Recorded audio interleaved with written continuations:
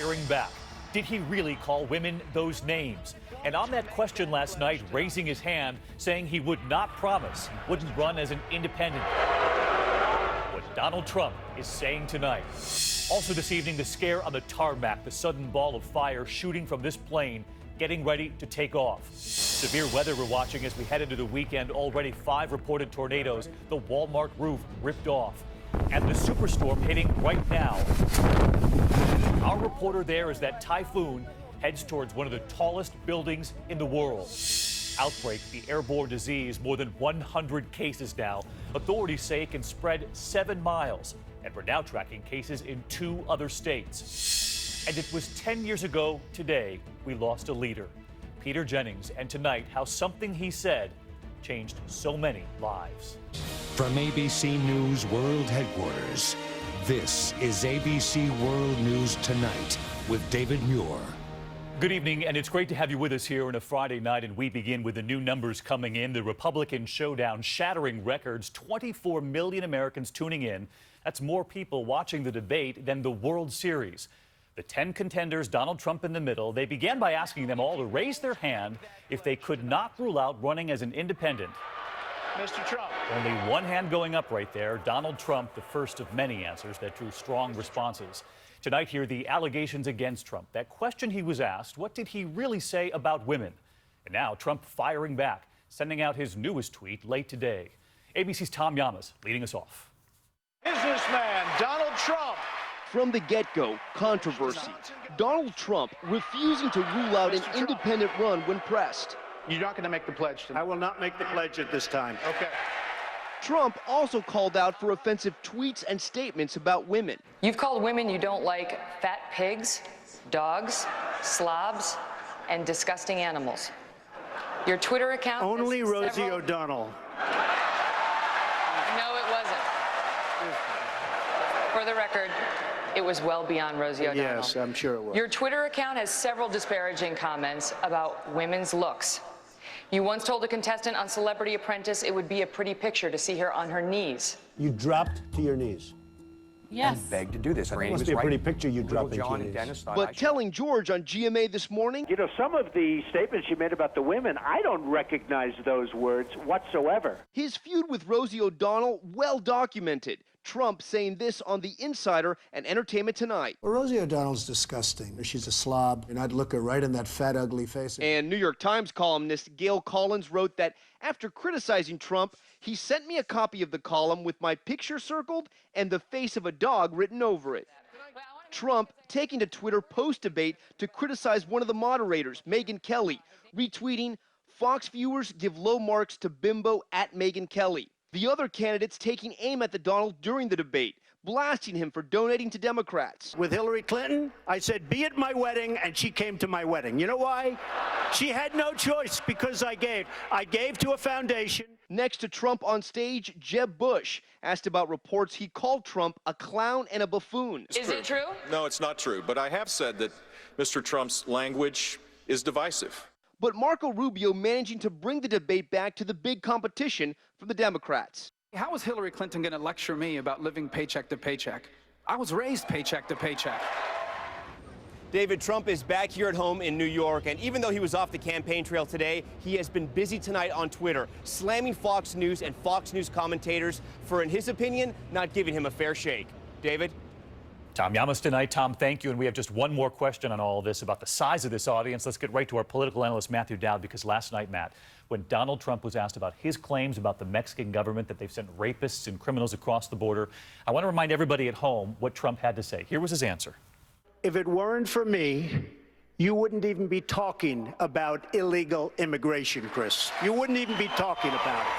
Some might argue he didn't exactly answer the moderator's question, but he did have an answer, and quite frankly, he makes a point. Absolutely, he has a point in this. Every single Republican running in this race is having to pivot off of Donald Trump since he got in. And keep in mind, the audience for the debate last night was the largest audience for a Republican or a Democratic debate, primary debate, in history.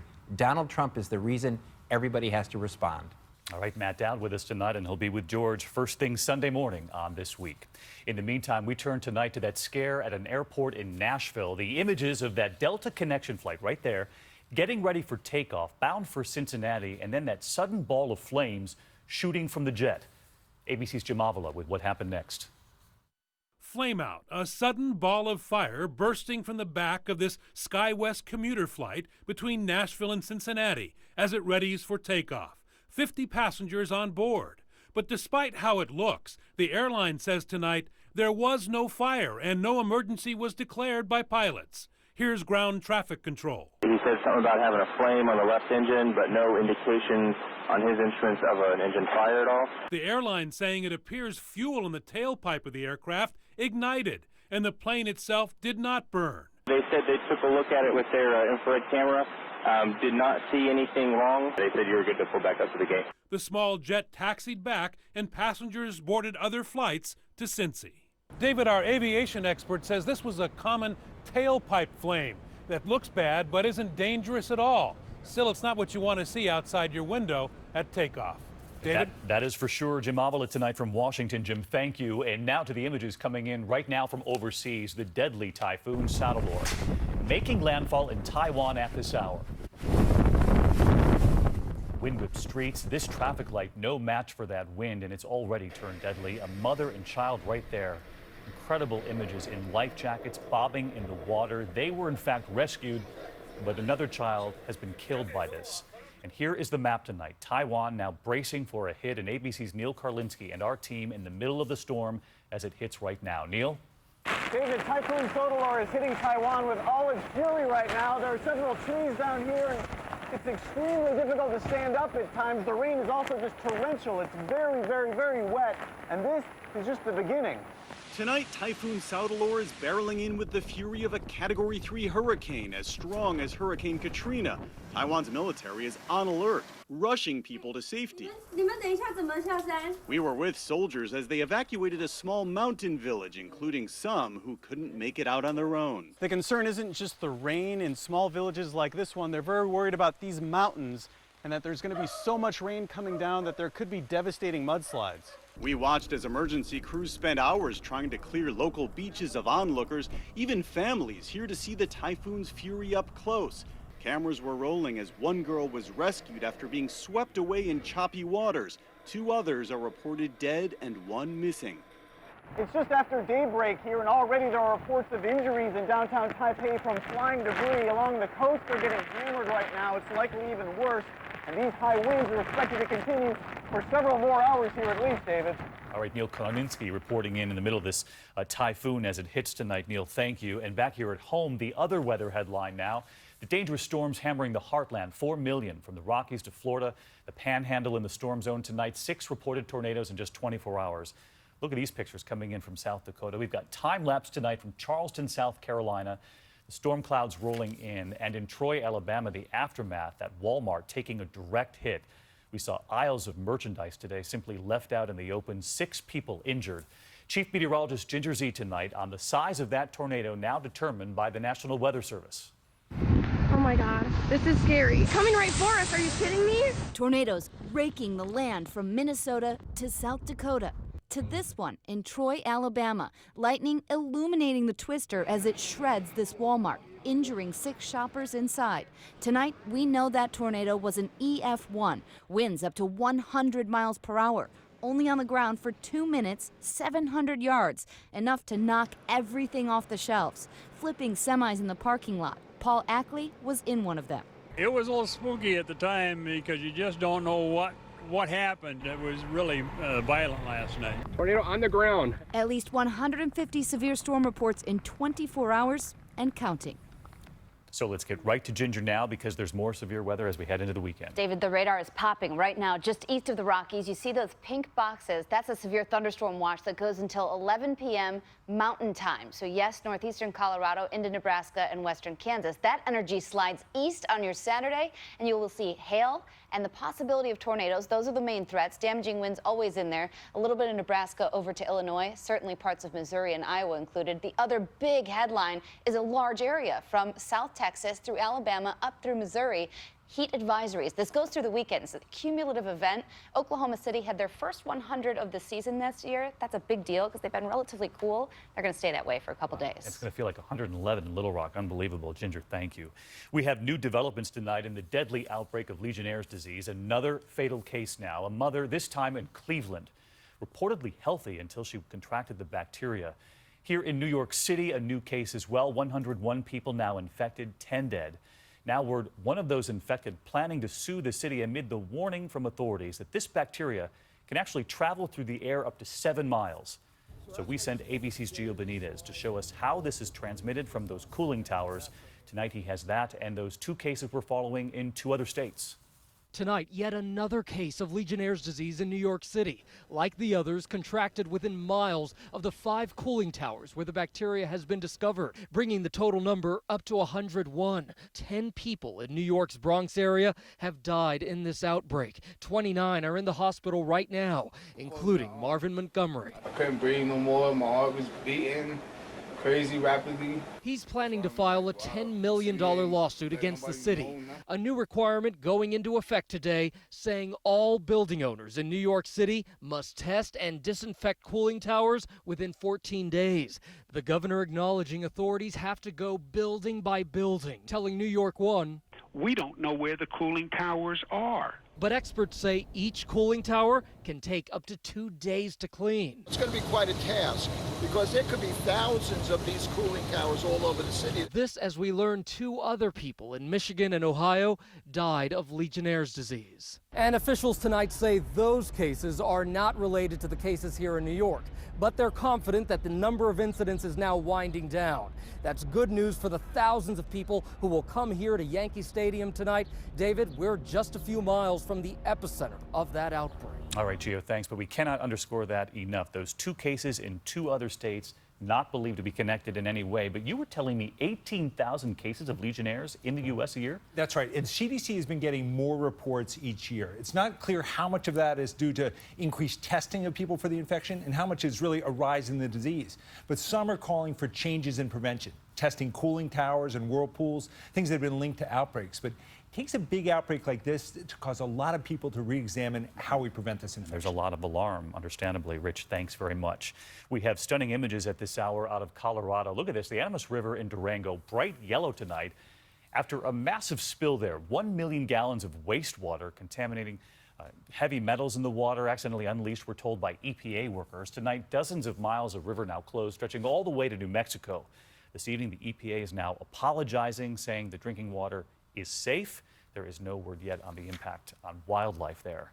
We have another headline out of Colorado breaking at this hour. News on James Holmes tonight, convicted in that movie theater massacre in Aurora. The jury deliberating whether he should live or die, and tonight their decision is expected at any moment. ABC's Clayton Sandell in Colorado. Over a 15-week trial, the jury considered more than 300 witnesses, 2,700 pieces of evidence, all to answer one final question: should James Holmes die for his crimes? Got 7 down in the feet or not? 7 down! The jury's decision is coming just hours after they asked to re-watch gory footage taken from inside the movie theater in July 2012, where 12 people were murdered, 70 more injured. After rejecting his insanity plea and convicting Holmes last month, the jury heard from victims, their families. It's god-awful. It's just horrific. His parents. And I still love my son. And his attorneys making one last plea that he is too mentally ill to execute. The time has come to ask yourself, do I sign my name on the death warrant of a mentally ill person? David, the jury deliberated for just under 7 hours, and very soon in the courthouse just behind me, Holmes will learn his fate, either life in prison or death by lethal injection. David? Clayton, thank you. The U.S. Navy making a major policy change tonight. Navy officials will now position armed personnel at 70 of its reserve centers across the country. The decision follows the deadly shooting of 5 people at 2 facilities in Chattanooga where no guards were present. The Navy is the only military service that, for now, is planning to place its own armed personnel at these off-base facilities. There is still much more ahead on World News Tonight this Friday. The potential danger right in your own car, the exploding glass, and tonight here the new warning. That glass exploding without warning, and hundreds of drivers now complaining about it. We've got more on the investigation underway. Also, the other health scare we're following tonight, this one at one of America's famous national parks, the child now being treated for the plague. And it's really hard to believe, but it was 10 years ago today we lost our leader. Tonight here, we remember Peter Jennings and how something he said changed so many lives, and so many of you at home weighing in tonight. You know, Viagra helps guys with erectile dysfunction get and keep an erection. Talk to your doctor about Viagra. Ask your doctor if your heart is healthy enough for sex. Do not take Viagra if you take nitrates for chest pain. It may cause an unsafe drop in blood pressure. Side effects include headache, flushing, upset stomach, and abnormal vision. To avoid long-term injury, seek immediate medical help for an erection lasting more than 4 hours. Stop taking Viagra and call your doctor right away if you experience a sudden decrease or loss in vision or hearing. Ask your doctor about Viagra. So you're a small business expert from AT&T? Yeah, give me a problem, I've got the solution. Well, we have 30 years of customer records. Our cloud can keep them safe and accessible anywhere. My drivers don't have time to fill out forms. Tablets, keep it all digital. We're looking to double our deliveries. Our fleet apps will find the fastest route. Oh, and your boysenberry apple scones smell about done. Ah, you're good. I like to bake. Add new business services with AT&T and get up to $500 in total savings. Heart health's important, so you may take an omega-3 supplement, but it's the ingredients inside that really matter for heart health. New Bear Pro Ultra Omega-3 has 2 times the concentration of EPA and DHA as a leading omega-3 supplement. New Bear Pro Ultra Omega-3. I'm Keith Hernandez. And I'm Walt Clyde Frazier. Hold the show. That gray beard is a no-go. In 5 easy minutes, Put just for men in it. Here's the kicker, your beard will look thicker. Guys? I built my business with passion, but I keep it growing by making every dollar count. That's why I have the Spark Cash Card from Capital One. I earn unlimited 2% cash back.